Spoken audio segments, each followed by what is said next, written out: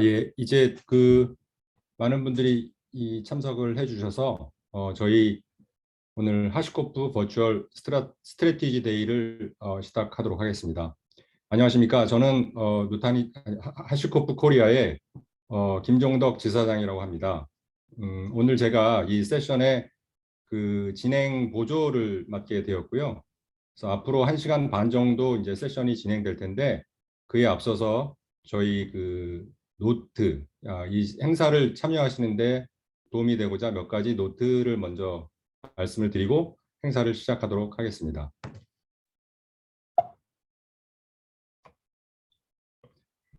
무엇보다 이제 이 행사가 저희가 일방적으로 이제 웨비나를 통해서 진행되긴 하지만 좀 더 이제 양방향으로 진행될 수 있도록 Q&A 세션을 마련을 했고요. 해당 Q&A 탭에 질문을 올려주시면 저희가 답변을 드리도록 하고, 행사 끝나기 20분 전에는 20분 동안 시간이 허락하는 동안 저희가 많은 질문에 답변을 드리도록 하겠습니다. 이 세션은 녹화가 되고 있으며 행사가 끝난 후에 행사 녹화 파일과 클라우드 운영 모델 및 제로 트러스트에 관련된 유용한 정보의 링크를 여러분께 이메일로 또 보내드리도록 하겠습니다. 저희가 오늘 동시 통역을 준비를 했습니다. 그래서 동시 통역을 이용하시려면 줌의 동시 통역 기능을 이용하시면 되고, 줌의 클라이언트 어플리케이션을 설치해야 합니다. 이 기능을 이용하기 위해서는 줌 클라이언트 어플리케이션을 통해서 브라우저를 통해서는 참가하실 수가 없습니다. 그래서 반드시 줌 클라이언트 어플리케이션을 설치해 주셔야 되고요. 줌 접속 후에 동시 통역 설정하는 방법은 줌 화면 하단에 동시 통역 아이콘을 클릭하시고 원하는 언어를 한국어로 선택하시면 됩니다. 오프를 선택하시면 통역사의 음성 대신에 원 발표자의 목소리가 들으실 수 있고요.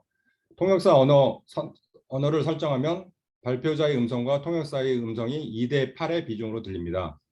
원본 오디오 음소거를 선택하면 통역사의 오디오만 듣게 됩니다. 웹브라우저에서 줌에 참가하면 이 기능은 사용하실 수 없고요. 꼭 PC에 줌 프로그램을 설치해 접속해 주시기 바랍니다.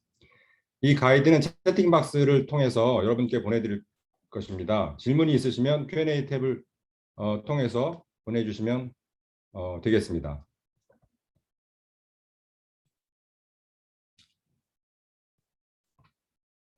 오늘 저희 이후에 이제 제가 한국 시장과 그다음에 저희 환경에 대해서 잠깐 말씀을 드릴 거고요. 그 이후에 저희 오늘 메인 초청 연사를 잠깐 소개를 드리도록 하겠습니다. 저희 하슈코프의 공동 창업자이시고 CTO이신 아몬 다드거께서 클라우드 오퍼레이션 모델이라고 하는 부분에 대해서 어떻게 하면 여러분들이 클라우드 여정을 효율적으로 운영하실 수 있는가에 대해서 말씀을 드릴 예정이고요. 그다음에 이어서 네이버 클라우드의 시큐리티 디벨롭먼트 매니저이신 고탁균 매니저님께서 보안에 관련돼서 저희 하시코프 제품을 이용해서 보안을 어떻게 잘 적용하는지에 대해서 말씀드리는 걸로 오늘 행사를 시작하도록 하겠습니다. 먼저 메인 세션에 들어가기 전에 이미 많은 분들이 하시코프에 대해서는 알고 계실 것 같은데, 이제 제가 오늘 처음 이 행사를 주관하면서 혹시라도 하시코프에 대해서 모르시는 분들이 있을 것 같아서 간략하게 회사 소개를 짧게 하고 본 세션에 들어가도록 하겠습니다. 뭐 잘 아시다시피 현재 이제 멀티 클라우드, 하이브리드 클라우드의 리더 포지션을 유지하고 있고요. 하시코프는 이제 기존의 전통 인프라스트럭처는 물론이고 프라이빗, 퍼블릭, 멀티 클라우드의 다양한 환경에 이르는 모든 인프라스트럭처의 자동화를 지원하는 소프트웨어를 제공하고 있습니다. 회사는 2012년도에 창업을 했고요. 현재 매우 빠르게 성장하고 있어서 전 세계 인플로이는 1,500명, 1,600명 계속해서 증가하고 있습니다. 그래서 아직 회사가 상장되어 있지는 않고요. 349밀리언 정도, 3억 불 정도의 펀딩을 받은 상태이고 곧 뭐 IPO를 준비하고 있는 그런 상태라고 이해하시면 되고, 오른쪽에 보시는 것들이 저희 제품을 나열한 것입니다. 그래서 왼쪽에 테라폼 콘솔 베이그런트 바운더리는 이제 저희가 엔터프라이즈 버전으로 제공을 하고 있고, 그다음에 오른쪽에 보시는 다른 4가지 제품들은 오픈 소스로 저희가 기능을 제공하고 있습니다. 본 세션에 앞서서 간단히 저희가 지금 저희 환경이 어떻게 변화하고 있는가에 대해서 잠깐 말씀을 드릴 겁니다. 이것은 이제 저희가 멀티 클라우드에 관련된 클라우드 스트래티지 서베이라는 것들을 한 건데요. 현재 각 리전에 있는 분들 3,250명 정도의 기업 및 경영진을 대상으로 서베이를 했습니다. 그래서 여기 있는 발표 결과 자료들을 여러분들에게 약간 공유를 드리면 좋을 것 같아서 오늘 이거를 좀 마련을 했고요. 이 밑에 보이시는 URL을 보시면 전체 레포트에 대해서는 참고하실 수 있을 것 같습니다. 일단 현재 멀티 클라우드 도입 현황에 대한 항목에 대해서 이제 서베이를 봤더니 이제 결과는 한 70%의 고객들이 이제 멀티 클라우드를 사용하고 계시고 앞으로 2년 후에 86% 정도의 고객들이 멀티 클라우드 환경으로 넘어가실 거라고 생각을 하고 있습니다. 그래서 이게 한국도 마찬가지고요. 이게 점점 더욱더 멀티 클라우드에 대한 중요성, 그다음에 고객들이 받아들이는 속도가 굉장히 빠르다고 생각을 하고 있습니다. 한국도 저희가 이제 처음 IT 쪽 환경이 됐을 때 과연 퍼블릭 클라우드가 대세가 될 수 있느냐라고 생각을 했는데 현실적으로 지금 퍼블릭을 넘어서 그다음에 멀티 클라우드의 환경으로의 속도가 굉장히 빠르게 진행되고 있다고 보여주는 것들을 실제적인 서베이를 통해서 저희가 확인을 할 수 있었고요. 그다음에 멀티 클라우드 전략을 채택하게 된 동기가 뭐냐는 항목에 대해서는 다 아시다시피 한국에서도 지금 디지털 트랜스포메이션이라는 것들이 굉장히 큰 화두가 되고 있죠. 그래서 디지털 트랜스포메이션이라는 것들이 제일 큰 항목이다라고 답변을 해주셨고 잘 아시다시피 벤더에 대한 락인, 이거는 퍼블릭뿐만이 아니라 기존에 이제 데이터 센터를 운영하고 계신 분들도 똑같은 말씀들을 많이 하시죠. 락인에 대해서 이제 고민을 많이 하시고 그다음에 비용, 그다음에 스케일링 이런 것들에 대해서도 굉장히 많은 고민들을 하고 계시는 것 같습니다. 주요 기술 채택 현황입니다. 그래서 이제 저희가 인프라스트럭처 에서 코드라는 거에 이제 선두주자인데 그거에 대한 요구 사항들과 앞으로의 채택이 더욱더 늘어날 거라고 보여지고요. 그다음에 어플리케이션 딜리버리, 컨테이너, 그다음에 보안 관련된 것들, 이런 것들이 지금보다 이제 앞으로 1년 후에는 이 2배 이상의 성장이 될 거고요. 또 한 가지 주목할 것은 서비스 메쉬에 대한 확대가 굉장히 빠른 속도로 증가할 거다라고 생각을 하고 있습니다.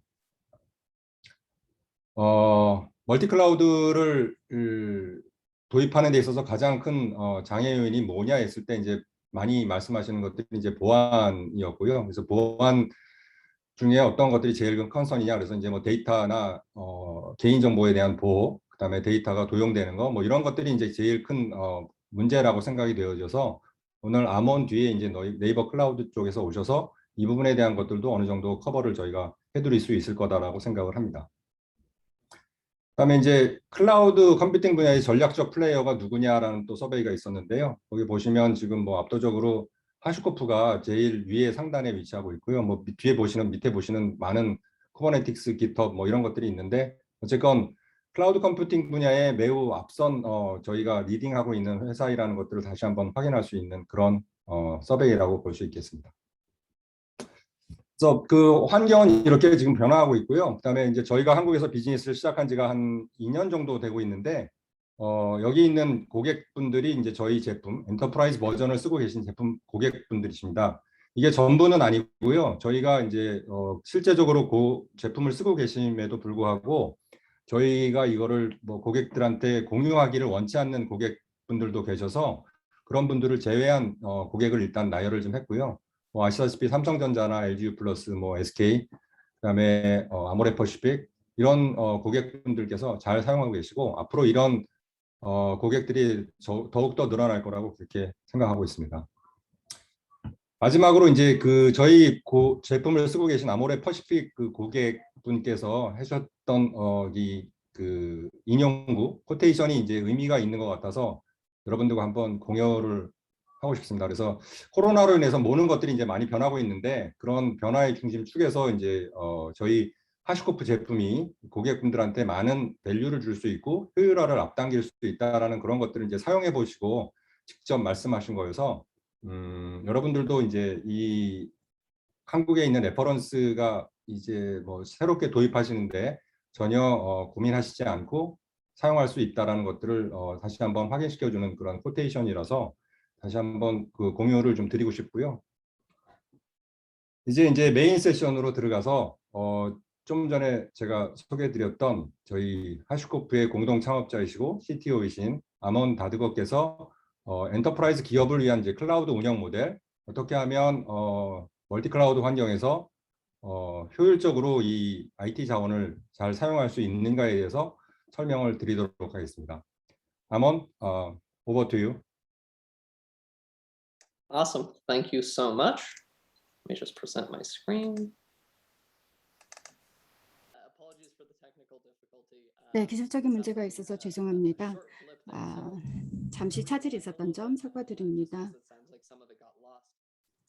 중간에 통역되지 않은 부분이 있어서 좀 더 짤막하게 다시 시작을 드리도록 하겠습니다.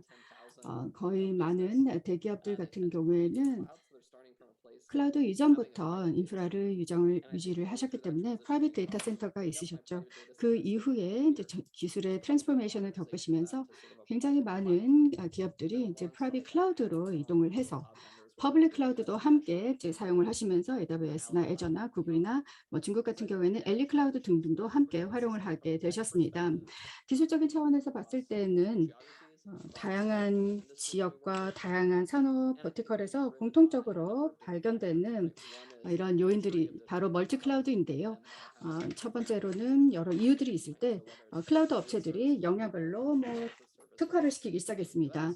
구글은 데이터 서비스 MAR로, 그리고 AWS는 개발 환경으로, 그리고 마이크로소프트 애저는 그 마이크로소프트 관련 서비스 부분에 특화를 하였고요. 두 번째는 규제 이유 때문에 다양한 멀티플 클라우드 벤더를 활용하도록 한 부분도 있었고, 또 세 번째는 비즈니스적인 측면이죠. 마이크로소프트나 다른 업체와 좋은 관계이기 때문에 프리 크레딧을 많이 얻을 수 있다든지 아니면은 다양한 할인을 한다든지 하는 비즈니스적인 요인으로 인해서 다양한 클라우드 벤더들을 활용하기 시작했습니다. 이런 이유로 인해서 멀티 클라우드로 이행을 하게 되었습니다.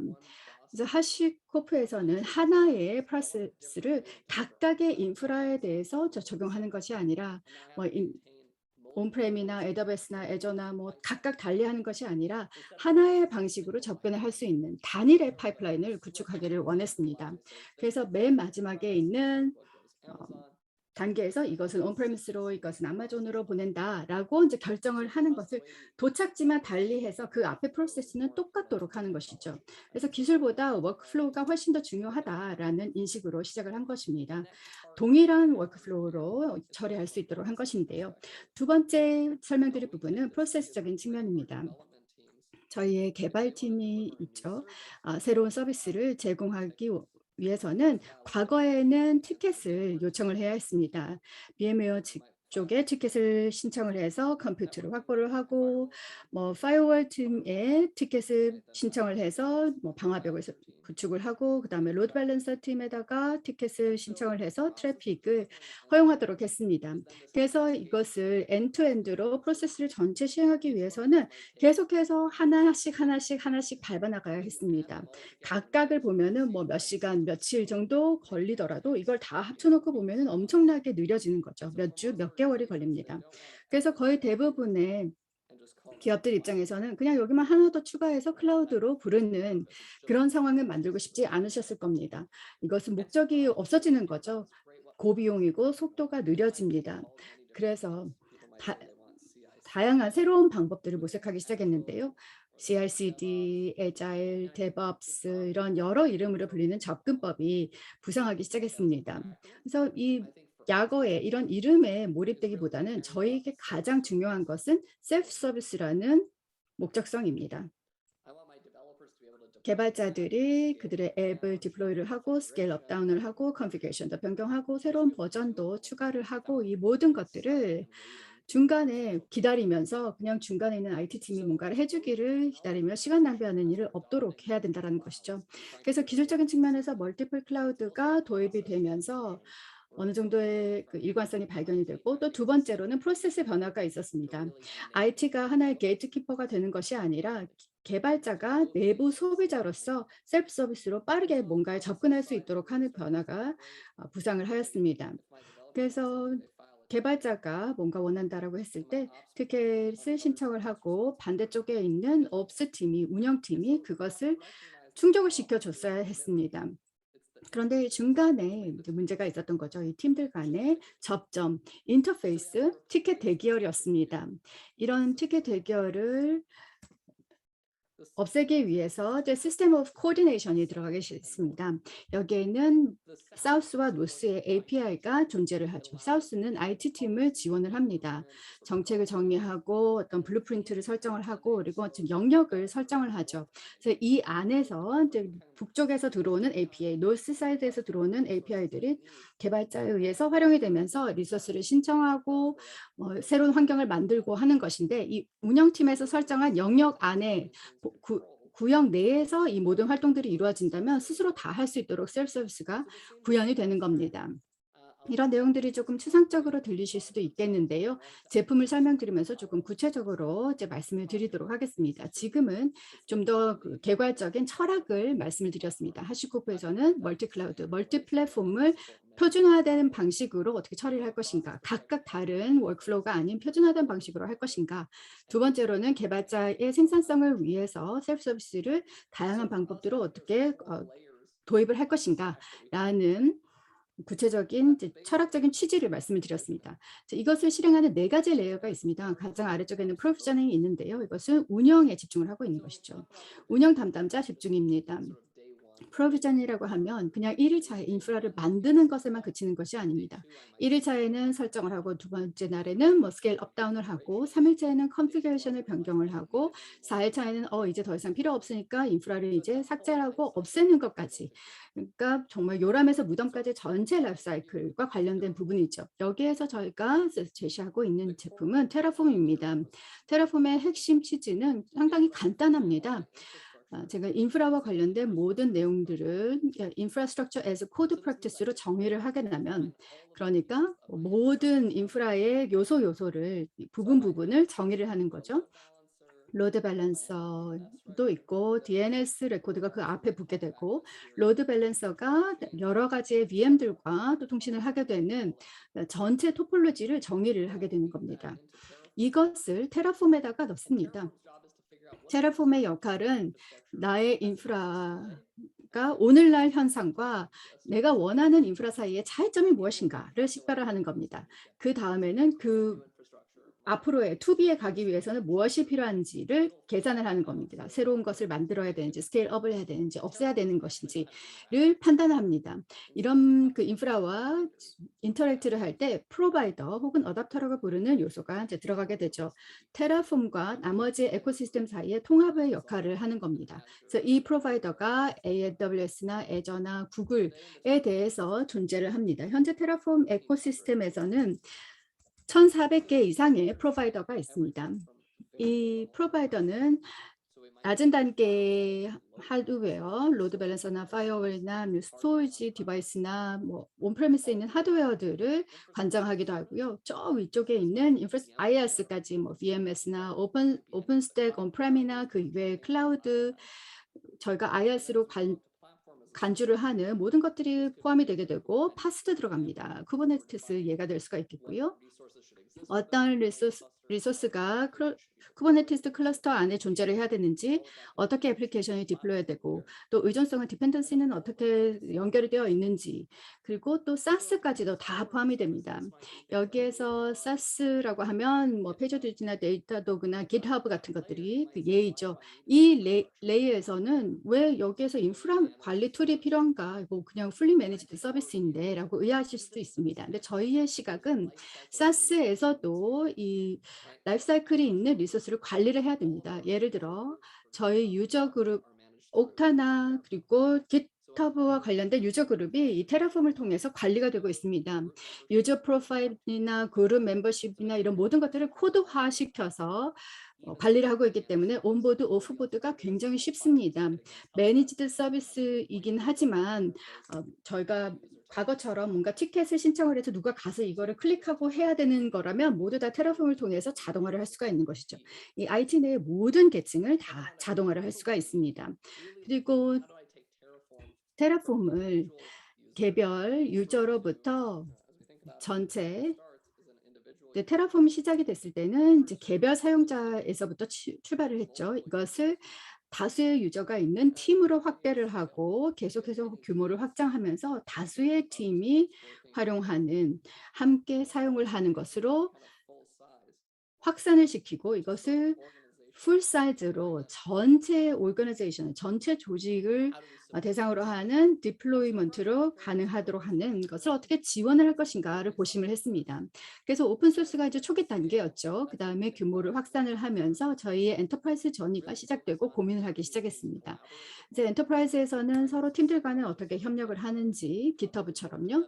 아니면은 뭐 스테이트를 공유를 하고 액세스 컨트롤을 진행을 하고 거대한 팀의 규모에서 여러 인프라가 함께 개입이 될 때 이것이 같이 어떻게 컴포즈가 될 것인지, 뭐 네트워크 팀이 코어 네트워크를 구성을 하고 데이터베이스 팀, 애플리케이션 팀이 같이 들어와서 각각의 애플리케이션 인프라도 여기에 들어가도록 하게끔 전체 조직 차원에서 핵심 모듈로 베스트 프랙티스를 구축을 해서 모든 팀이 뭐 새로 처음부터 전무의 상태에서 시작하는 것이 아니라 인프라와 관련된 자동화 여정을 베스트 프랙티스로 시작할 수 있도록 하는 데 집중을 했습니다.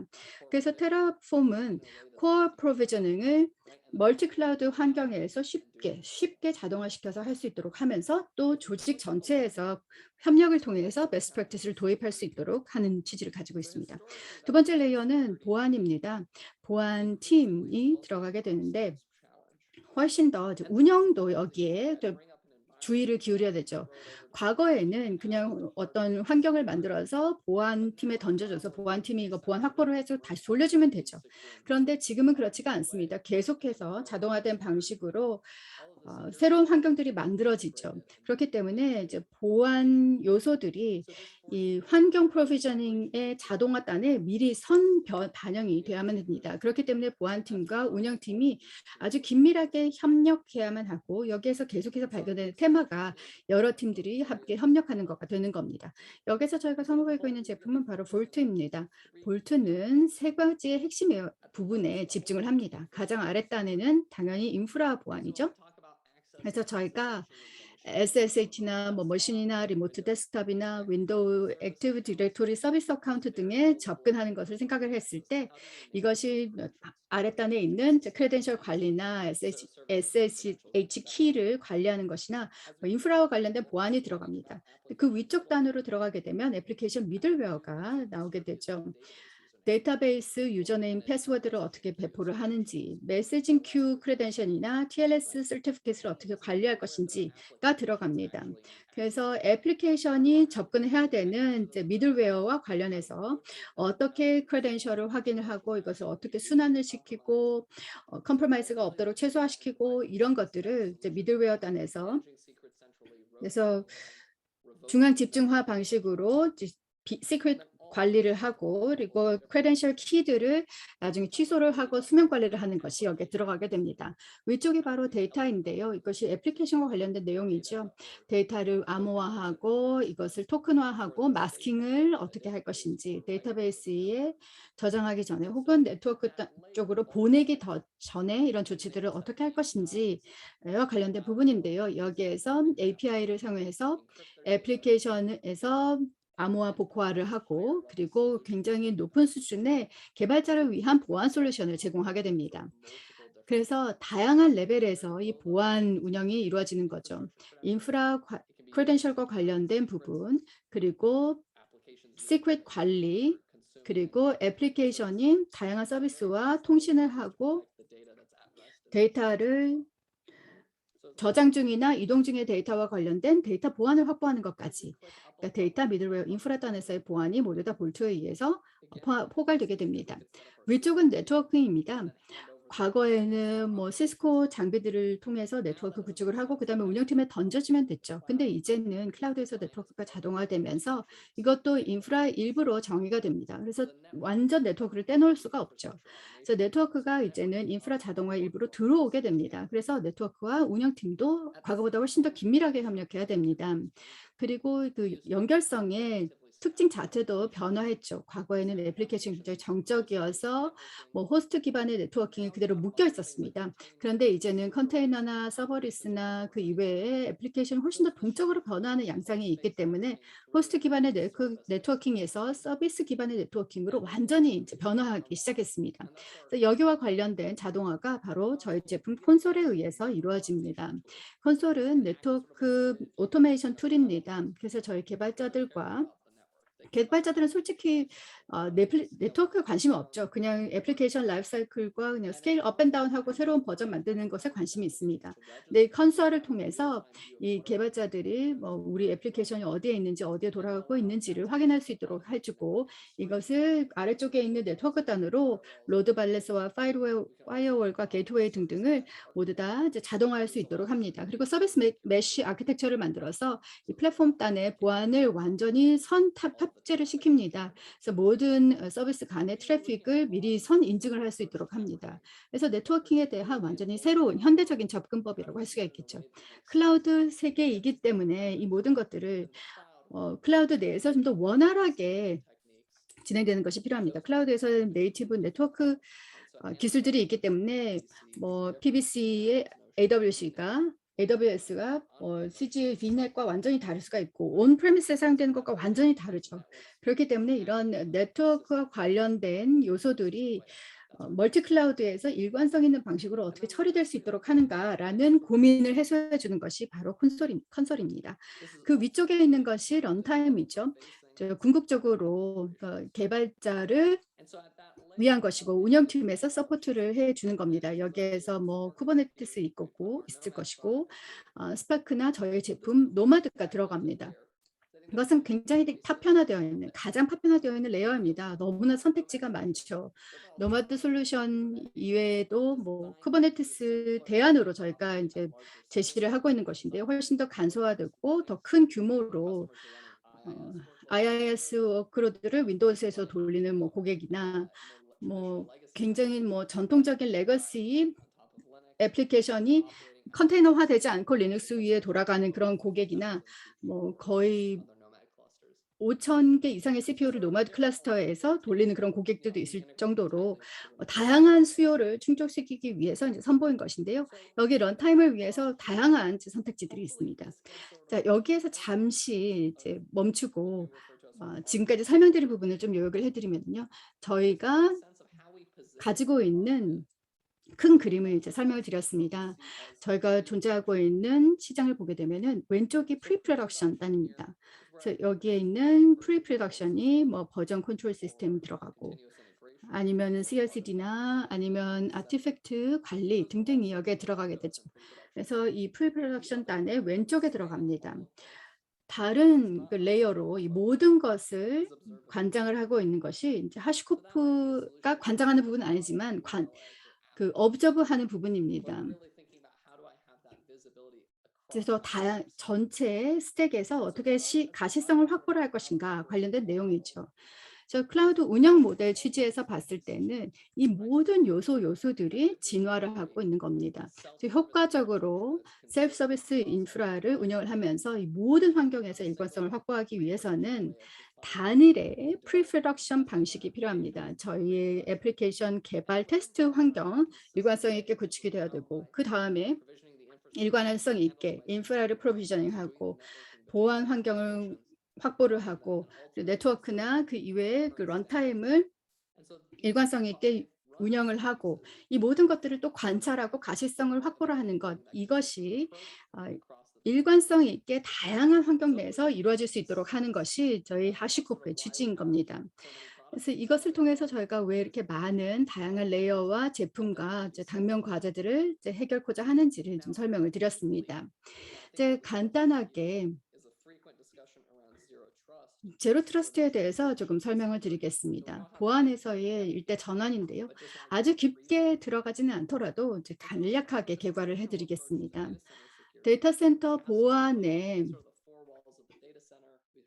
과거의 방식을 보게 되면은 성을 짓고 다리를 놓은 거죠. 그래서 4개의 벽으로 똘똘 그 감싼 다음에 여기에 파이어월이나 아니면은 웹 애플리케이션 필터나 파이어월이나 그 이외에 다양한 뭐 IPS 등등을 가지고 막는 겁니다.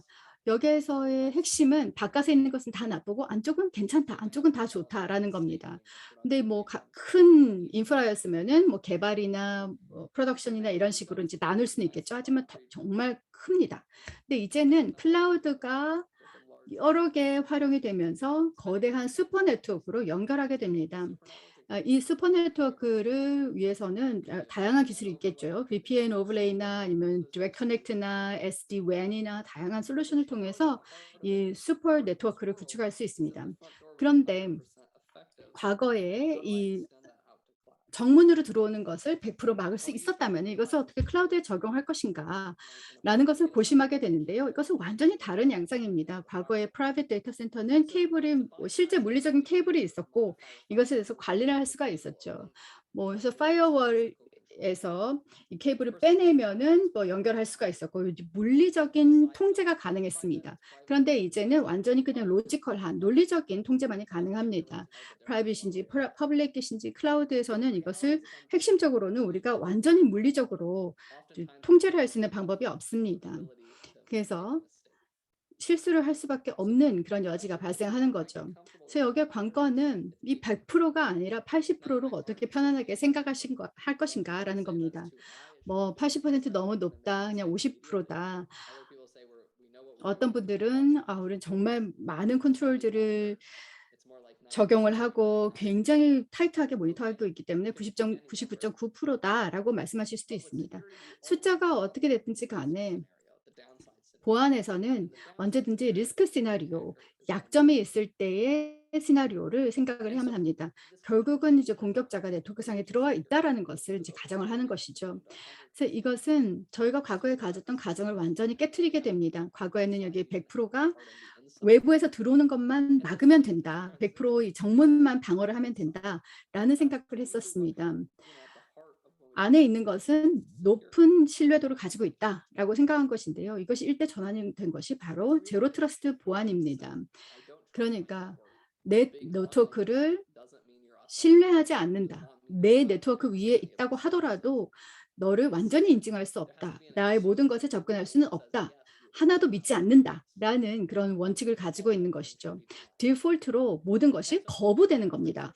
네트워크에 있다고 해서 허락되는 것이 아니라 디폴트로 모든 것이 거부되는 겁니다. 이것을 과거에는 IP 기반으로 통제를 했습니다. 이 IP는 저 IP로 통신을 할 수 있다라고 했는데 클라우드에서는 소용이 없습니다. Serverless functions are coming and going. As our traffic goes between these different connection points, the IP is rewriting. It's being changed because of a NAT or a load balancer or a VPN. So the IP is a very unstable unit. So as we make this transition, we're also shifting to sort of an identity-based set of controls. So I want to define my controls not by saying IP1 can talk to IP2, but by saying Armon can talk to the database. I have the logical identity of the user or the service talking to another logical thing. And now I don't care what's the IP of Armon, what's the IP of the database. It doesn't matter. That's a detail. The control is the same. It's that Armon is allowed to talk to the database. And so to make that work, our view is there's sort of 4 pillars to this, right? One pillar is human identity. And this is a problem we've been solving for a long time. And so it's not new. This is about single sign-on and having a common user directory. At the other end of the spectrum is about machine or application identity. And so this is on a core piece of what Vault solves. So when I talked about it earlier, I talked about it in the context of doing secret management and managing credentials for databases and managing credential access and data security. But to really do that, we have to first solve the identity of applications. Only then can we extend it into solving things like secret management and data protection, as I mentioned. And so how that works is I don't want to define a policy that says which IP is allowed to do which thing. What I want to define is the web server has access to these set of credentials. The API has access to these set of credentials. That's an identity-based policy. But I have to start by understanding what's the identity of a web server. How do I authenticate something as a web server? And so Vault has deep platform integrations. Those are integrated tightly into all the cloud providers, right? AWS, Google, Azure, etc. But also integrations into platforms like Kubernetes or ECS. So that those applications can authenticate against Vault and say, yep, I can prove that I'm a web server. What am I have access to? I can prove I'm an API. What do I have access to? So once you've established the foundational identity of machines and humans, then you have the inner two workflows. And that's really a human to machine use case and a machine to machine use case. And so why are these different? Well, their scale is very different. With human access, I might have a handful of human users accessing a handful of systems at any given time. I want to record what are they doing. So I want to make sure they're not taking any data. They're not issuing any commands they shouldn't. And so it's a very limited scale, and I want to sit in between the user and the endpoint system so I can record what they're doing. And so this is our newer product called Boundary. It's also a security product. Versus in a machine-to-machine use case, the scale is simply too large. I might have thousands of applications talking to thousands of other services. I can't possibly record every request and every response. I would implode underneath the audit load. At the same time, I don't want all that traffic to go through a central set of systems because I'll introduce a set of performance and availability problems. So I want the infrastructure to be much more distributed. I want it to be much more, focused on performance and availability. So it's a very different design set of challenges. And this is where Consul once again fits. So we talked about Consul as that bridge between our developers and the networking teams. And so really two big focuses here. One is service mesh, which is for our modern containerized applications. How do we solve the security challenges outside of the network? So we'll do that by running a set of proxies alongside the application. The proxies are connected to Consul for their control data. And so they're making all their decisions about how should traffic be routed as it's going from service to service. They're also making decisions on should that traffic be allowed. So the authorization decisions. And so it allows us to scale in a much easier way where the policies are determined locally, centrally with Consul, but then they're enforced globally in a distributed, efficient way through service mesh. At the same time, we know this is a very small part of most people's infrastructure because they have load balancers and gateways and firewalls. And so here's where we work on what we call network infrastructure automation, where, as I mentioned, we integrate with all of those devices, and we do this using Terraform so that you define the definitions with Terraform of how should my load balancer be automated or how should my firewall be automated. And then that integrates with Consul to make it dynamic. So the moment I add a new web server, Consul detects that and automatically runs Terraform. So the firewall gets updated in an automatic way. So rather than my developer scaling up and then filing a ticket and somebody having to manually go update the network, the developer instead adds their new service, it automatically registers with Consul. That triggers an automatic update of the firewall. And so a few seconds later, traffic is able to get through without requiring any manual ticket or any manual intervention. So trying to enable that end-to-end automation, but at the same time improving our security by allowing the rules to be managed at this higher identity-based level, right? So there's a lot more detail here. I could spend hours talking about the transition to multi-cloud and another few hours talking about zero trust and the implications there. But unfortunately, we don't have that much time today. So again, thank you all for making the time. I'm now going to hand it back and we're going to hear a little bit about how HashiCorp tools get used in practice. So again, thank you so much. And if you have any questions, please stage them. We'll do a Q&A at the end.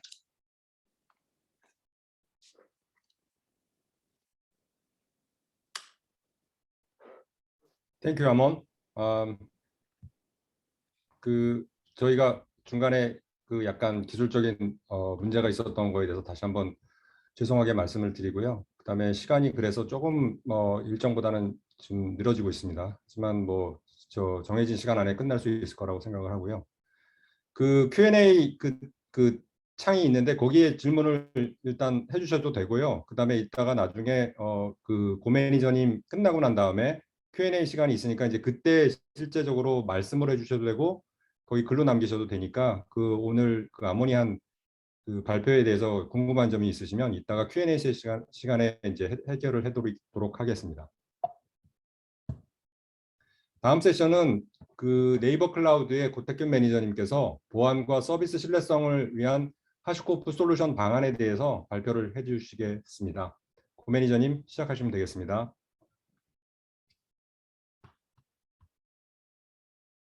예, 감사합니다. 안녕하세요. 반갑습니다. 저는 네이버 클라우드 고탁균이라고 하고요. 네이버 클라우드에서 데이터 보호 기술 개발을 담당하고 있습니다. 오늘 많은 분들께서 참석해 주신 것 같아요. 그만큼 하시코프 솔루션이 관심을 많이 받고 있는 것 같습니다.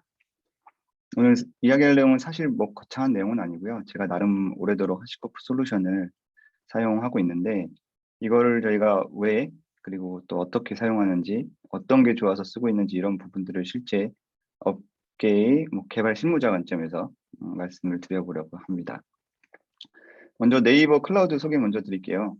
네이버 클라우드는 2017년 상반기에 첫 오픈을 했습니다. 네이버의 모든 서비스 인프라를 담당하던 기술을 확대를 해서 퍼블릭 클라우드 서비스를 시작하게 되었고요. 출시 이후 지금까지 서비스 스펙트럼을 점점 확대를 시켜서 이아스, 파스, 사스, 클라우드 모든 레이어에 대한 다양한 기능을 제공을 하고 있습니다. 서비스 카테고리는 총 18개가 있고요. 많은 서비스들이 있는데 이것들을 제공하기 위한 기반 기능들이 있거든요. 클라우드에서 가장 핵심이 되는 가상화도 있고요. 컴퓨팅 가상화, 네트워크 가상화 등등. 그리고 또 스토리지 기술도 있고요. 그리고 또 이것들을 전반적인 서비스들을 모니터링하고 관리하는 기술도 있고요. 그런데 그 중에서도 보안 기술은 클라우드에서 특히나 더 중요합니다. 보안에도 여러 가지가 있는데 데이터 보호에 대한 영역은 여러 사용자들이 자원을 공유하는 클라우드 환경에서 더욱더 그 중요성이 크다고 볼 수 있어요. 여기까지 네이버 클라우드에 대해서 간단하게 소개를 드렸고요. 이제 하시코프로 간단하게 넘어가고 있습니다. 앞선 세션에서도 말씀을 드렸지만 하시코프 솔루션이 여러 가지가 있죠. 그 중에서도 가장 많이 알려져 있는 게 아마도 테라폼인 것 같아요. 근데 오늘 제가 주로 말씀드릴 거는 여기 이 보안 영역으로 레이어링 되어 있는 볼트에 대해서 말씀을 드리려고 합니다. 볼트는 지금 저희가 네이버 클라우드가 처음 구축될 때부터 사용을 하고 있고요. 제가 처음 사용했을 때가 0.7 버전이었던 걸로 기억을 하고 있는데 지금은 많이 업데이트가 돼서 1.7인가요? 1.8인가요? 지금까지 꽤 오래도록 사용을 하고 있습니다. 약 5년째 볼트 시스템을 사용을 하고 있는데 왜 저희가 볼트를 사용하고 있는지 그리고 또 어떻게 사용하고 있는지 아주 자세하게 말씀드리기는 어려울 것 같지만 개략적으로 소개를 드리면 어느 정도 잘 이해가 되시리라고 기대가 됩니다. 먼저 볼트가 어떤 시스템인지 먼저 설명을 드릴게요. 볼트는 이름에서도 이제 느껴지시겠지만 시크릿 저장과 관리를 위한 도구였어요. 지금은 뭐 이제 인증 같은 거라든지 하는 기능들이 굉장히 많이 확장이 돼서 거의 통합 보안 기능 솔루션이 된 것 같고요. 전 세션에서 아몬님이 개략적으로 소개를 드리긴 했는데 이걸 전부 다 얘기하기는 그래도 한계가 있으니까 저희가 가장 중점적으로 사용 중인 이 시크릿 관리 측면에서 조금 그걸 위주로 좀 말씀을 드릴게요.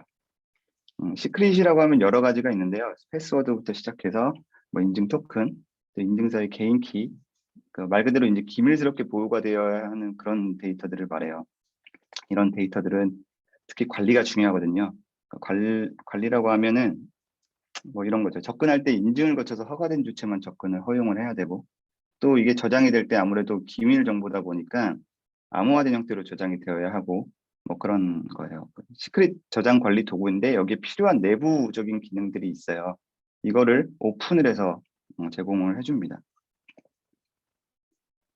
볼트는 기본 시스템 기능을 제외한 기능들을 엔진 하위에 백엔드라는 시스템으로 제공을 하고 있어요.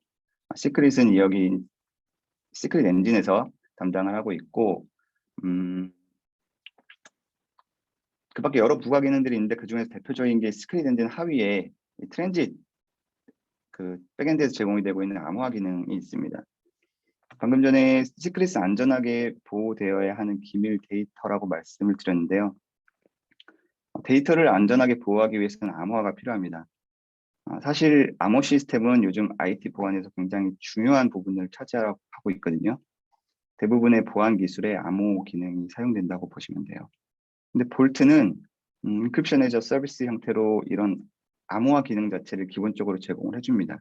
그런데 이 암호화라는 게 현대 암호 체계에서는 다들 이제 아시다시피 키가 필요합니다. 키가 가장 중요해요.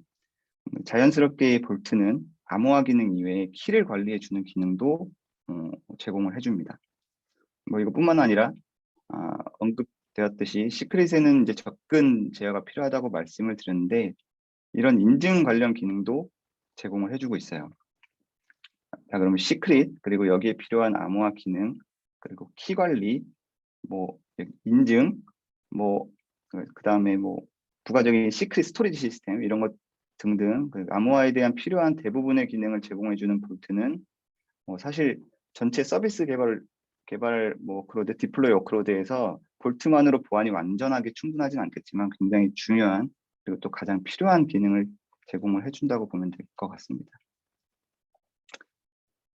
네, 이제 그러면 저희가 볼트를 왜 쓰고 있는지, 볼트가 저희 시스템 구축할 때 왜 쓰고 있는지, 그리고 볼트를 뭐 저희 시스템 구축할 때 정리가 된 요구사항을 그 위주로 그 이유를 말씀을 드려볼게요. 물론 요구사항 전체를 다 말씀드리기는 어려울 것 같고요. 시간상 제가 가장 중요하게 봤던 것들을 좀 추려봤습니다. 제가 클라우드를 개발할 당시에 매우 중요하게 생각했던 것 중에 하나가 보안이었고요. 당연히 자연스럽게 데이터 보호 기술을 구축하는 관점에서 여러 가지 시스템, 솔루션, 한편으로는 뭐, 규정, GDPR 같은 규정, 권고안 등을 굉장히 면밀하게 리서치를 했습니다. 정리를 해놓고 보니까 굉장히 다양하고 그리고 또 까다로운 요구사항으로 정리가 됐는데요. 뭐 이제 이런 요구사항들을 만족할 수 있는 시스템을 구축하고 개발하는 프로젝트가 시작됐어요. 가장 먼저 시작했던 시스템이 이 암호화 시스템이었습니다. 사실 이제 암호화 자체는 어렵지가 않거든요. 그래서 경험해 보신 분들은 아시겠지만 암호 기능 개발 자체는 굉장히 쉽습니다. 그 사용된 암호 알고리즘 같은 게 처음에 좀 생소할 수 있는데 여기에 대해서는 정확한 정의나 권고가 있기 때문에 크게 문제가 되지 않아요. 그런데 문제는 키에 대한 부분이에요. 그 암호 키 관리 시스템 또는 서비스, 흔히 KMS라고 불리는 이 시스템은 암호 요건 중에서도 가장 까다로운 부분을 담당할 목적으로 구축이 됩니다. 키를 뭐 어떻게 저장하고 있는지, 키를 암호화해서 저장을 하고 있는지, 뭐 주기적으로 키가 갱신이 되는지, 또 키 접근 권한은 어떻게 설정이 되고 있고 어떻게 관리가 되는지, 또 중요한 게 여기 그 감사, 키의 사용 이력 같은 것들은 누가 언제 어떤 뭐 목적으로 사용을 했는지 나중에 필요할 때 다 볼 수 있어야 돼요. 이건 변조가 되면 안 됩니다. 문제는 이제 암호화 구현 자체에 대한 가이드나 자료는 실질적으로 많은데 이렇게 키 관리에 대한 부분은 상대적으로 적어요. 그것 때문에 이게 좀 어렵게 느껴지는 거고요. 실질적으로 우리가 해야 되는 거는 데이터 암호화인데 이걸 하려고 하다 보니까 키 관리가 훨씬 까다롭고 어려운 상황이 있는 거죠. 이런 기능을 담당하는 시스템 구축을 하기 위해서 저희가 선택한 것이 바로 볼트였습니다. 물론 저희가 운영 중인 시스템이 볼트만으로 모든 요구사항을 처리를 하고 있지 않는데요. 근데 실제로 키관리 요구사항에 대한 대부분의 기능을 볼트가 제공을 해주고 있어요. 처음에 볼트를 도입하고자 했을 때는 간단한 시크릿 관리 솔루션, 뭐 패스워드 관리용 이런 걸로 고려를 했었다가 굳이 레이어를 따지면 여기에 위치한 하나의 어떤 모듈 형태의 구성이었는데요.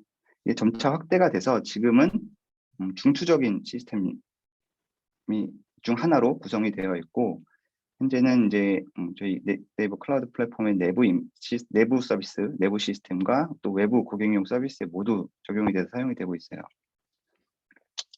이렇게 구성을 하기까지 구체적으로 저희가 볼트에 대해 어떤 특징을 중점적으로 봤는지 그런 말씀을 드려볼게요. 첫 번째로는 앞서도 말씀드렸지만 기능이 굉장히 다양합니다. 너무 다양해서 다 말씀드리기가 어려울 정도인데요. 저희가 활용 중인 주요 기능만 언급을 드려보면 키 관리 기능을 포함한 안보코어 기능, 그다음에 대칭키, 비대칭키 이런 거 다 지원이 되고요. 인증서 관리하고 처리, 폐기, 그다음에 또 암호학적 관점에서 보면 그 난수적 엔트로피가 적용된 키 생성, 그다음에 이런 것들에 대한 갱신, 폐기 이런 것들을 간단히 API로 사용할 수 있습니다. 물론 커맨드로도 사용이 가능하고요. 그리고 또 인증 기능도 있어요. 저희가 얼마 전에 이제 추가적인 인증 기능이 필요해서 리서치를 하고 POC를 진행을 했었는데, 볼트에서 제공하는 JWT 기능을 이용을 해서 POC를 굉장히 빨리 잘 마칠 수 있었습니다. 그리고 또 이제 키를 저장할 때 보안이 적용돼야 된다고 말씀을 드렸는데, 암호화가 적용이 된다고 말씀드렸는데, 여기 이제 볼트를 사용하시면 키를 암호화해서 저장하는 부분에 대한 신경을 쓰지 않으셔도 돼요. 자동으로 암호화가 돼서 저장이 보관이 됩니다. 그리고 좀 전에 말씀드렸던 사항으로 이제 어디 그 감사 기능을 활성화시키면 볼트 내의 모든 키 로그에 대한 그 로그가 저장이 됩니다. 이런 이제 키 관리 요소도 있고 암호화 기능 이런 것 때문에 저희는 볼트를 상위 키 관리 시스템으로 사용을 하고 있는데요. 이거에 대한 사항은 잠시 후에 좀 더 자세히 말씀을 드려볼게요. 사실 기능만 많다고 좋은 솔루션은 아니거든요. 다양한 기능을 잘 활용할 수 있게 사용성 자체도 굉장히 중요한데요. 우선 기능을 사용하려면 시스템을 일단 학습을 하고 설정하고 구축을 먼저 해야 되는데, 이게 설정이 매우 어렵거나 아니면은 학습하는데 러닝 커브가 굉장히 큰 것들이 많이 있어요. 근데 볼트는 설정 자체가 쉽습니다. HCL이라고 하는 하시코프 자체의 설정 스크립트를 쓰던가 그냥 제이슨 형태로 정해진 파라미터만 적절하게 설정을 하고 구동하면 이제 끝나요. 물론 이제 거기에 대한 파라미터들에 대한 내용은 파악해야겠지만 그게 크게 어려운 사항은 아니었어요. 그다음에 그렇게만 하면 별다른 설정을 추가하거나 다른 거를 더 설치하거나 할 게 별로 없습니다. 이게 한번 이제 구축이 되고 나면 아예 서버 쉘이라든지 관리 쉘 자체를 열지 않을 수도 있어요.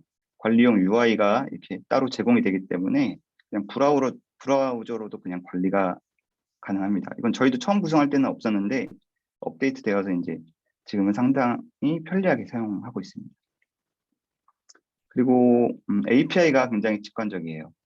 개발을 하다 보면 개발자분들이 이제 선호하는 프레임워크가 있거든요. 근데 그 프레임워크에 대한 취향은 다양한데 저는 일단 인터페이스가 간결하고 쉬운 게 좋습니다. 이게 너무 어려우면 별로라서 앞서 말씀드린 내용과 같은 맥락인데, 기능이 무조건 많으면 좋은 게 아니라 제공되는 기능에 대한 명시적이고 직관적인 인터페이스가 있어야 된다고 생각을 하거든요. 굳이 이제 레퍼런스를 여러 번 자세하게 읽을 필요 없이 HTTP 메소드 명만으로도 이게 이 기능이 뭘 하는 거고 이걸 이용해서 어떻게 쓰면 되겠구나라는 시나리오가 머릿속에서 지레짐작이 되면 더 좋습니다. 그 파라미터도 쓸데없이 많은 것보다는 꼭 필요한 것만 잘 정의가 되어 있으면 좋고요. 그런 의미에서 볼트 API는 상당히 사용이 간결하고 명확하다고 느꼈습니다. 그리고 또 레스트 사용해도 되지만 스프링 같은 프레임워크에는 바로 적용이 가능한 패키지도 있어요. 그레이드의 패키지 추가해서 볼트 오퍼레이션으로 호출하면 이제 나와 있듯이 볼트 오퍼레이션으로 콜하면 API가 바로 호출이 됩니다. 간편하게 사용이 가능하고요. 그리고 또 중요한 게 업데이트랑 그다음에 그 지원이 얼마나 잘 되고 있는지, 활발한 커뮤니티가 있는지 이런 것들인데요. 그 기능에 오류나 장애가 있거나 아니면 사용하다가 막히는 부분이 발생하면 지원을 받을 수 있는 방법이나 루트가 있어야 되는데 이런 사항이 굉장히 중요해요. 그 레퍼런스, 그 문서화 같은 거잖아요. 근데 저희가 볼트를 사용하면서 구글링을 할 필요가 거의 없었습니다. 그만큼 문서화라든지 자료가 잘 정리되어 있고 잘 작성되어 있어요. 그리고 하시코프 솔루션들은 오픈소스고 볼트는 오픈소스고 깃허브에 커뮤니티가 있기 때문에 이런 개발이나 운영 관련 이슈 같은 것들을 매우 자세하고 면밀하게 파악하고 추적을 할 수 있습니다. 그 다음 중요한 안정성인데요.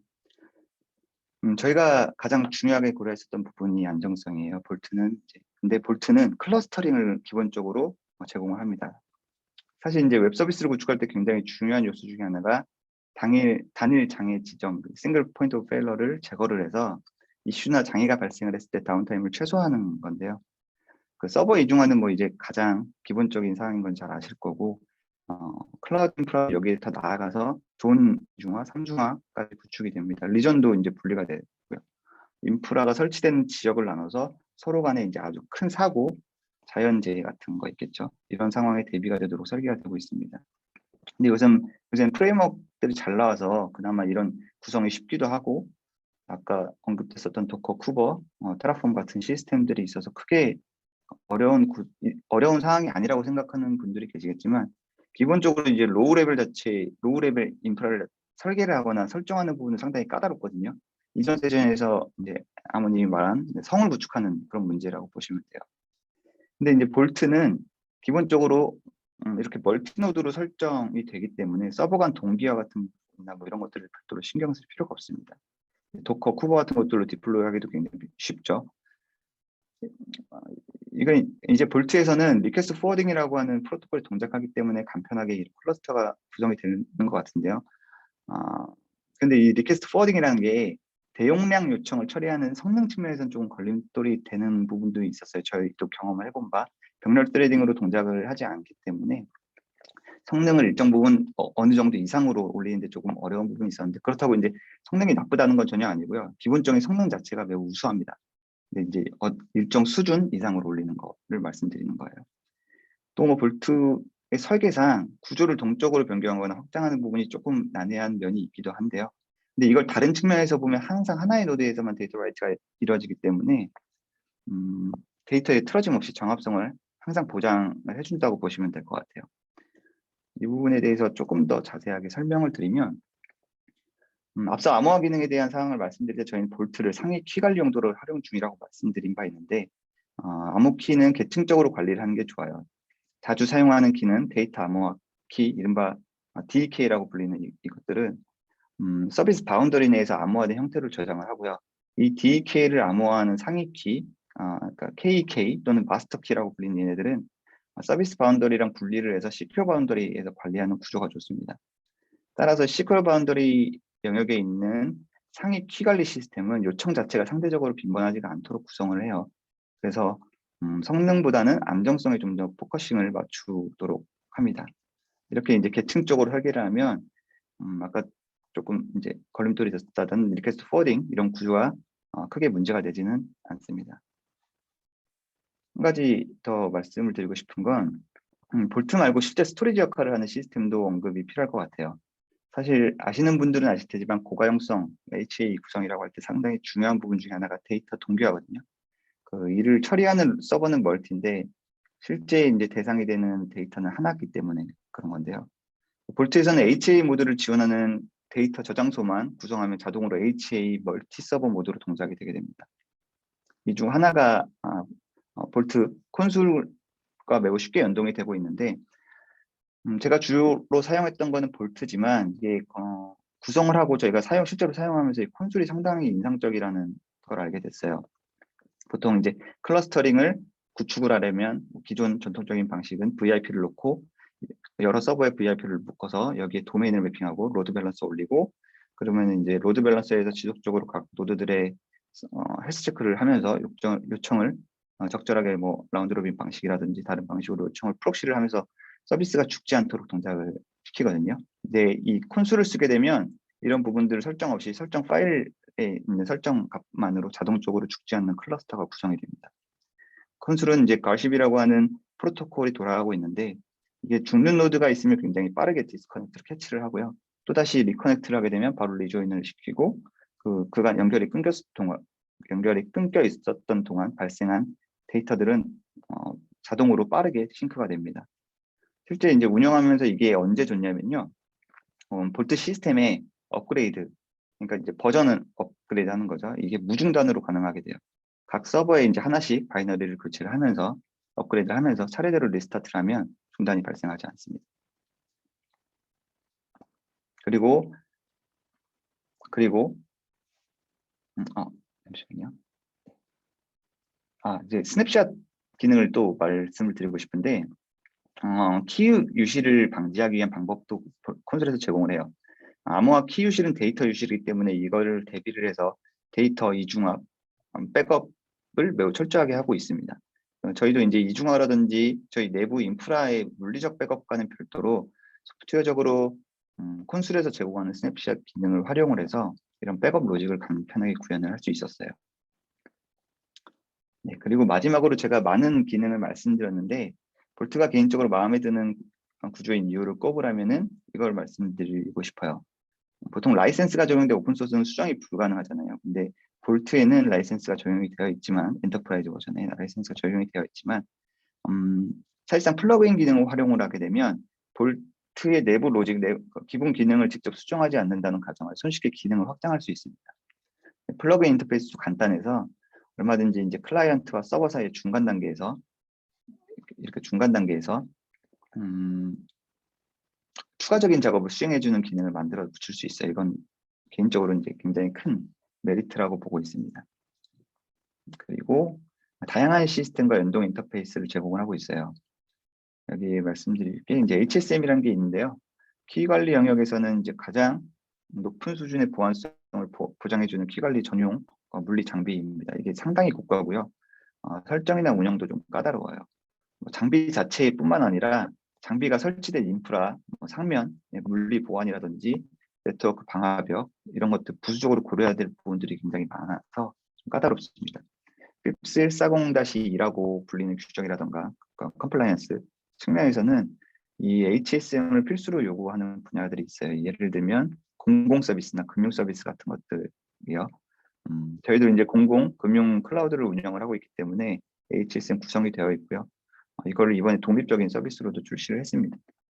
네, 이 볼트 엔터프라이즈 버전에서 저희가 사용 중인 HSM과 연동 인터페이스를 제공을 해주고 있기 때문에 저희도 연동 진행 중에 있습니다. 자, 여기까지 오늘 짧은 시간에서 간략하게나마 저희 네이버 클라우드가 볼트를 쓰는 이유와 어떻게 쓰고 있는지 간단히 소개를 드렸는데요. 엔터프라이즈 인프라나 시스템, 클라우드 서비스 보안성을 높이기 위해서 볼트 도입을 고민하고 계신 분들이나 데이터 보호에 대해 고민하고 계신 분들이 있으셨다면 좀 도움이 되셨을지 모르겠습니다. 오늘 저 초대해 주셔서 감사하고요. 발표하게 돼서 영광이었습니다. 마치겠습니다. 고맙습니다. 네, 고민 기자님 대단히 감사합니다. 쉬운 설명 굉장히 감사드리고요. 자, 이제 저희 준비했던 세션은 이제 마무리가 됐습니다. 그래서 이제 Q&A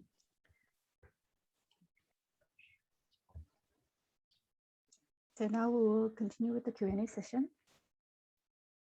Q&A 세션을 진행하려고 합니다. 그래서 아까 말씀드린 대로 As was mentioned before, 적어주셔도 되고요. you can put your question to the chat. 해 주셨던 분이 중간에 계시기 때문에 한국말로 그냥 편안하게 말씀 주셔도 되고요.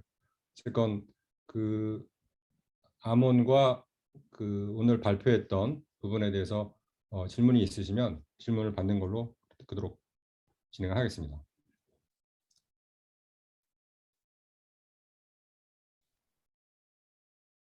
네, 그러면 제가 지금 들어와 있는 질문 몇 가지 한번 읽어보도록 하겠습니다. 첫 번째 질문은 알몬님께 드려보려고 하는데요.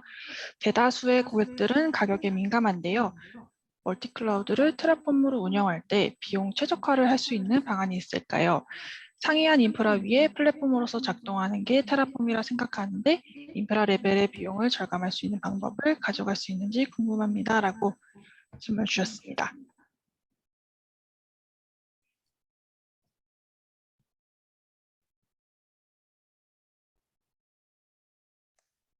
Yeah, that's a great question. And so there's actually a few different sort of 가지의 pieces to that answer. 방향에서 답변이 A 가능하겠습니다. lot of cloud waste and cloud spend is actually in dev test environments. So oftentimes we see environments where people are spending up resources just to try things out, experiment, learn, or they stood up a development environment and then those things get left running for long periods of time. And I think that's where we see a lot of cloud waste get incurred.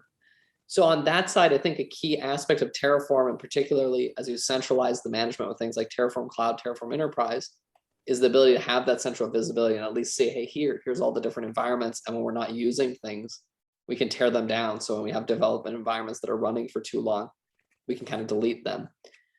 So that's one side of things in terms of how do we optimize dev test. Then as we talk about production infrastructure, I think similarly, it's easy for infrastructure to get created in production that we don't even really know exists there. And so I think infrastructure as code first creates visibility. So we at least know what's everything that's running. And we have a clear codified definition. As we evolve things, we don't end up sort of leaving old things running in the environment. And then I think what it enables is then a next generation of, I'll call it sort of automatic optimization. So some of the partners we work with, folks like Densify and Infrastructure Cost, they'll actually integrate with Terraform Cloud or Enterprise. And so anytime you're making a change, basically a webhook will go out to these systems, allow them to analyze it and provide recommendations back and tell you something like, you've provisioned a large VM, what you really only need a small VM, you can change your configuration and reduce your cost. So I think by codifying it and having that source of truth, that then enables this more sophisticated optimization to take place on top of it. That's very hard to do if you don't have sort of a codified definition of the infrastructure. So I think there's kind of multiple answers there. It's like, yes, immediately can you manage and reduce waste through things like development and test? And then as you codify production, do you avoid cruft and then enable sort of future optimization? Thank you for answering the question. 그러면 다음 질문으로 한번 또 넘어가 보도록 하겠습니다. 제이님께서 4가지 주요 제품군들은 클라우드가 아닌 환경에서도 사용이 가능한지 질문을 주셨는데요. 혹시 이 부분은 저희 김종덕 지사장님께서 답변 가능하실까요? 네, 좋은 질문 감사드리고요. 저희 제품 이제 오늘 전반적인 설명을 좀 드렸는데 이제 그리고 나서 이제 이후에 이제 볼트에 대해서 설명을 많이 드렸는데요.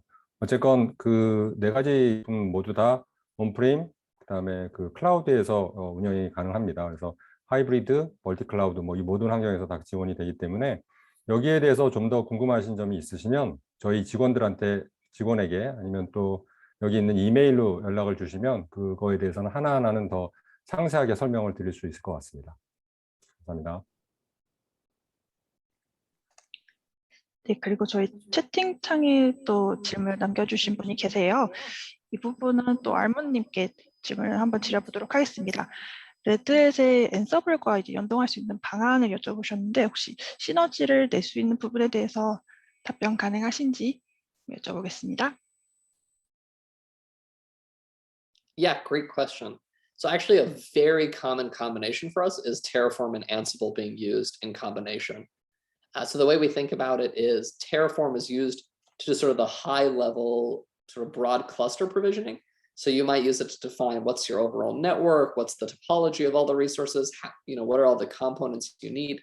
And within that, you might say, great, I have 5 VMs that are web servers and 5 VMs that are APIs.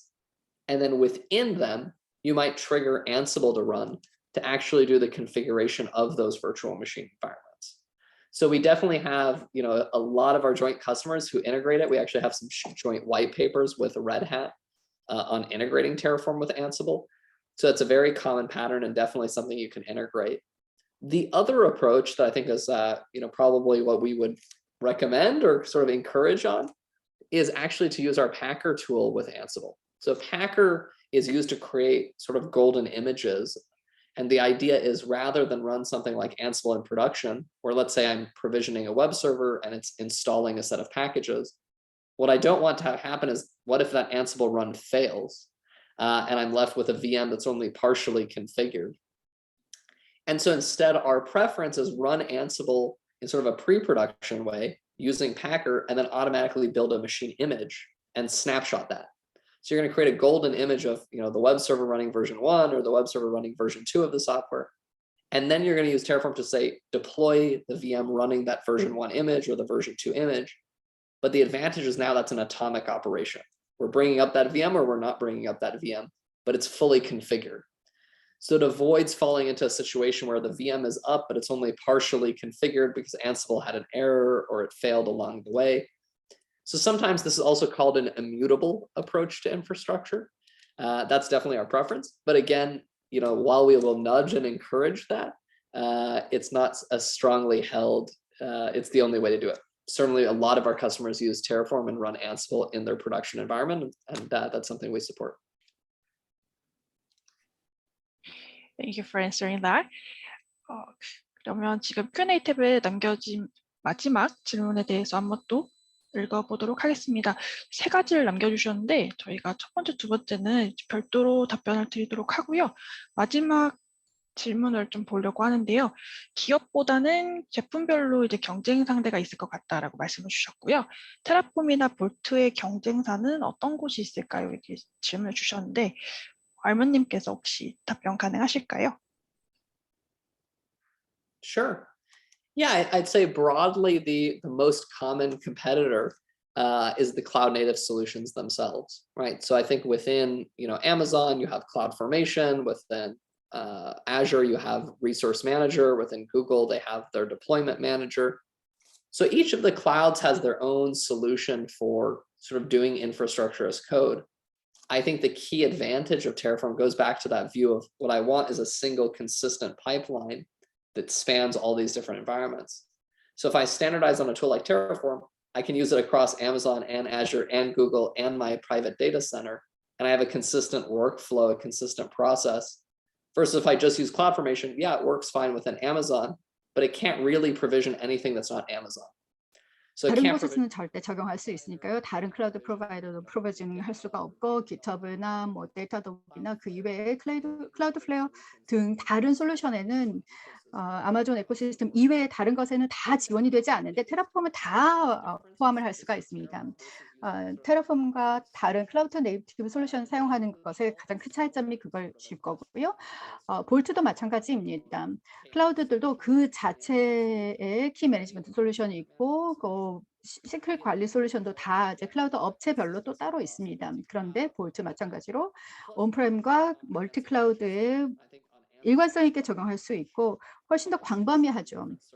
AWS 같은 경우에는 뭐 5개, 6개, 7개 정도의 서비스를 같이 엮어야 볼트가 가지고 있는 서비스가 가능할 정도입니다. 뭐 토폴로지 관리나 뭐 그 이외 플랫폼과 애플리케이션 상의 다양한 통합과 같은 복합적인 아주 복잡다단한 소유까지도 다 대응을 할 수가 있죠. 뭐 다이내믹 크레덴셜 로테이션이나 키 매니지먼트나 이런 것들이 클라우드 네이티브 역량에서 단순하게 그냥 기초적으로 존재하는 것이 볼트에서는 훨씬 더 광범위하고 고급 기능이 가능합니다.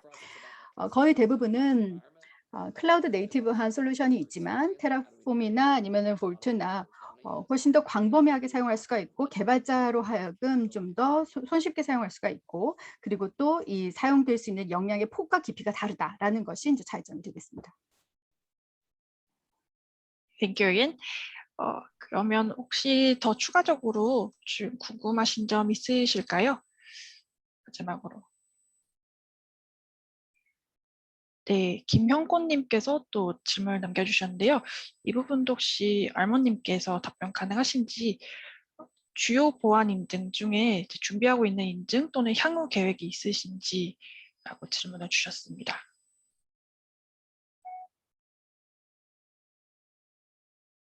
Yeah, that's a great question. So I think yes. 네, 있습니다. 저희가 현재 그 다양한 업계 그 다양한 국가별로 이제 보안 인증에 대응하기 위해서 차분하게 또 천천히 또 꾸준하게 진행하고 있습니다. 그래서 한국에서 또 관련된 보안 인증 관련해서 또 한국 오피스 쪽에 또 이런 것이 필요하다라고 또 강력하게 계속 요청해 주시기 바랍니다. 기술적으로 이제 지원되는 부분 있지만 그래도 뭐 문서를 제출을 하고 이것을 입증을 하고 이런 컨트롤들이 다 되고 있다라는 것을 이제 보여주기 위한 그런 활동들이 필요합니다. 근데 다양한 업계별로 국가별로 겹치는 부분도 있고 다른 부분도 있어서 이제 좀 더 신속한 대응이 여러분들께서 사용하시는데 필요하다면 저희 한국 지사 쪽으로 꼭 말씀해 주시기 바랍니다. 뭐 문서 제출과 관련된 부분도 빠르게 대응할 거고 또 뭐 제품과 관련해서 저희가 추가적으로 갭이 있다면 그것도 좀 더 오래 걸리겠지만 대응하도록 하겠습니다. 네, 답변 감사합니다. 그러면 저희 Q&A 시간은 여기까지 마무리하는 걸로 하고요. 혹시 또 추가적으로 궁금하신 점 있으시면 저희가 채팅창으로 남겨드린 이메일 주소로 문의 주시면 답변을 드리도록 하겠습니다. 그러면 다시 김종덕 지사장님께 마이크 넘기겠습니다.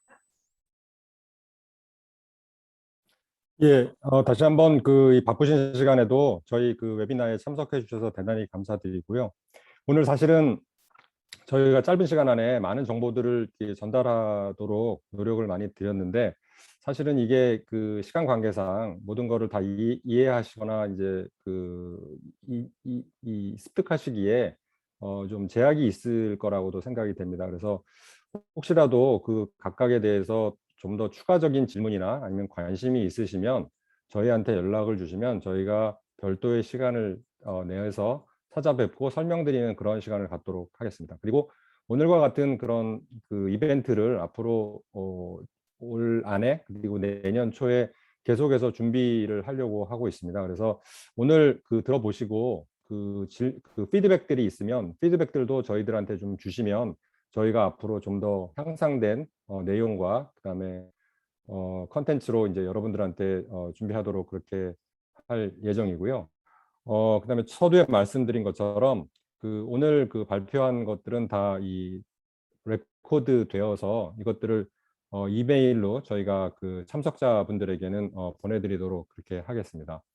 그리고 아모니 얘기했던 클라우드 오퍼레이션 모델에 대해서는 저희가 사실은 화이트 페이퍼가 있습니다. 그래서 이제 이 화이트 페이퍼도 저희들한테 요청을 해주셔도 되고 아니면 웹사이트에 가시면 쉽게 다운로드 받으실 수 있으니까 오늘 들어보시고 좀 더 상세한 것들은 화이트보드를 통해서 이해를 하셔도 되고 저희들에게 문의를 주시면 저희들이 찾아뵙고 상세하게 설명을 드리도록 그렇게 하겠습니다.